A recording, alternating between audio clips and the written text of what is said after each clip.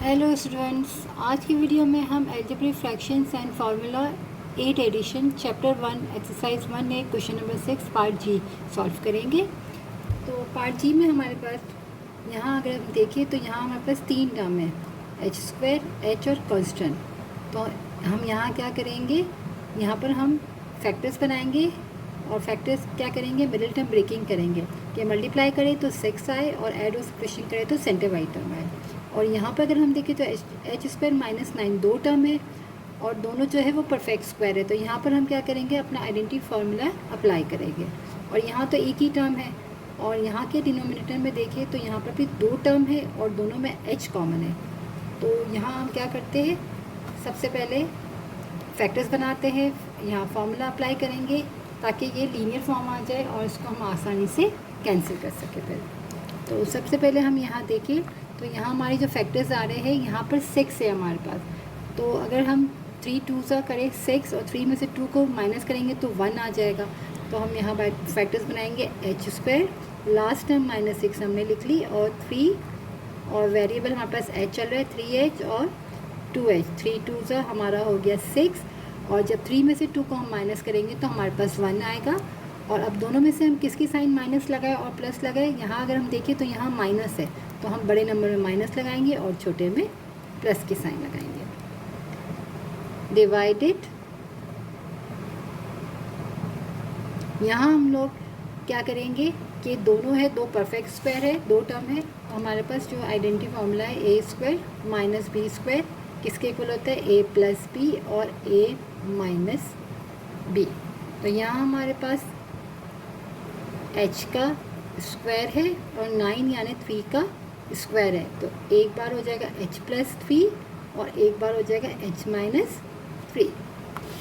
तो यहाँ हमने फॉर्मूला अप्लाई किया, h का स्क्वायर माइनस 3 का square multiply h square divided, यहाँ से हमने h कॉमन लिया तो h प्लस 2 हो गया हमारे पास।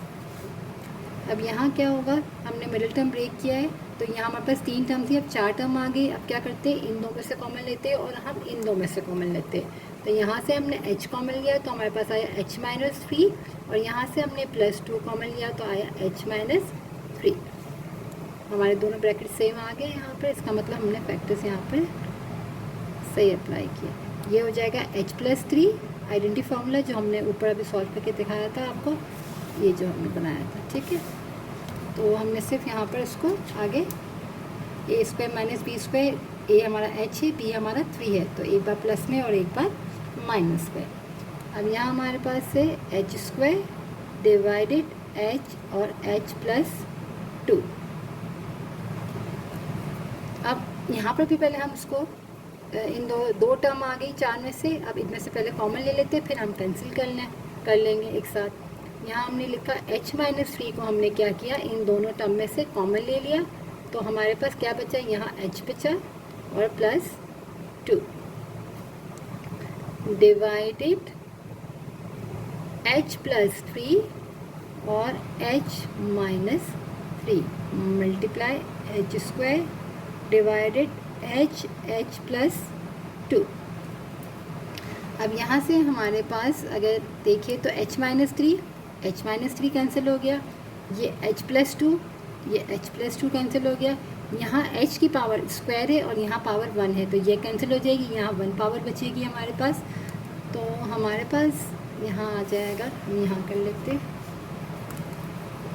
इक्वल, यहाँ से हमारे पास h बचा है, यहाँ हमारे पास h बचा, हमने लिख लिया h डिवाइडेड, यहाँ पर बचा है h प्लस 3 तो h अपॉन h प्लस 3 हमारा आंसर आ गया।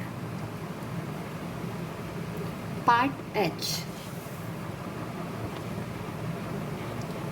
h में दो टर्म है और दोनों परफेक्ट स्क्वायर है। तो यहाँ पर भी हम अपना जो अभी हमने फॉर्मूला क्वेश्चन नंबर पार्ट जी में किया था, ए स्क्वायर माइनस बी स्क्वायर का अप्लाई करेंगे। यहाँ पर भी 3 टर्म है तो क्या हो जाएगा, यहाँ पर हम डायरेक्ट फार्मूला भी लिख सकते हैं, आइडेंटिटी फार्मूला यहाँ भी अप्लाई हो रहा है और अगर आप मिडिल टर्म ब्रेक करोगे तो भी आप कर सकते हो।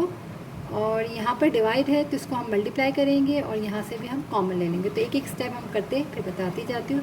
यहाँ पर फर्स्ट टर्म में C square minus D square है, तो हमारा कौन सा फॉर्मूला अप्लाई होगा, A square minus B square equal होता है ए प्लस बी और ए माइनस बी। हमारे पास है सी स्क्वायर माइनस डी का स्क्वायर यानी सी प्लस डी और सी माइनस डी। तो सबसे पहले हमने लिखा सी का स्क्वायर माइनस डी का स्क्वायर। एक एक स्टेप हम यहाँ करते जाते हैं। डिवाइड में हम यहाँ आइडेंटिटी फार्मूला भी अप्लाई कर सकते हैं और मिडिल टर्म भी, लेकिन जब हमारे पास फार्मूला हमारे पास है तो हम डायरेक्ट इसको कर ले। क्या करते हैं, यहाँ पर 3 टर्म है, पावर 2, पावर 1 और कांस्टेंट। फर्स्ट और लास्ट टर्म भी हमारी परफेक्ट स्क्वायर है, तो हम डायरेक्ट फार्मूला अप्लाई कर सकते हैं। मिडिल टर्म से भी करेंगे तब भी सेम आंसर आएगा, बट उसमें 2 स्टेप आपके ज़्यादा हो जाएंगे। तो जब हमारे पास फॉर्मूले गिवन है तो हम इसको अप्लाई कर सकते हैं। हमारे पास है एक फार्मूला और हमारे पास आता है कि हम जो बोले हम a माइनस बी का होल स्क्वायर इक्वल होता है ए स्क्वायर माइनस 2ab प्लस का बी स्क्वायर। और यहाँ भी हमारे पास क्या है, सेम है, तो हम लोग क्या करेंगे, इसको क्लोज कर सकते हैं। हमारे पास हो जाएगा c माइनस डी। तो फर्स्ट परफेक्ट स्क्वायर है, लास्ट भी हमारा परफेक्ट स्क्वायर है, तो फॉर्मूले में क्या होता है माइनस 2a और b। a हमारे पास है c और b हमारे पास है d। डिवाइडेड 1/d कॉमन ले लिया तो बचा c प्लस d। यहाँ क्या हो जाएगा c प्लस d और c माइनस d डिवाइडेड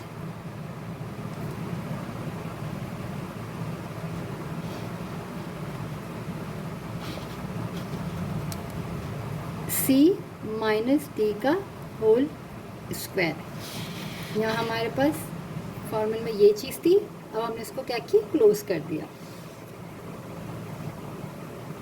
अब ये डिवाइड है, इसको हम क्या करेंगे, मल्टीप्लाई में चेंज करेंगे तो क्या हो जाएगा, रेसिप्रोकल हो जाएगा। डी सी प्लस डी हमारे पास न्यूमिनेटर में आ जाएगा और 1 जो है हमारे पास न्यूमिनेटर में था वो आप चला जाएगा डिनोमिनेटर में। अब हम इसको कैंसिल कर सकते हैं। क्या क्या कैंसिल होगा,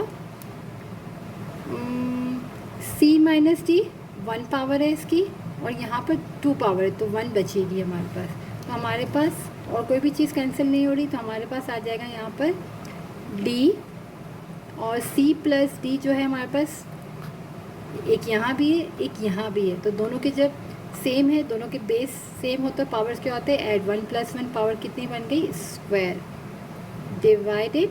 और यहाँ पर c माइनस डी की पावर खाली 1 है क्योंकि c प्लस डी तो पावर 1 कितनी हुई, पावर 2। और ये d हमने स्टार्टिंग में लिखा और डिनोमिनेटर में सिर्फ c माइनस डी की पावर 1 है क्योंकि यहाँ एक पावर थी वो हमने कैंसिल की और यहाँ पर 2 पावर थी तो 2 में से 1 कैंसिल होगी तो 1 बची।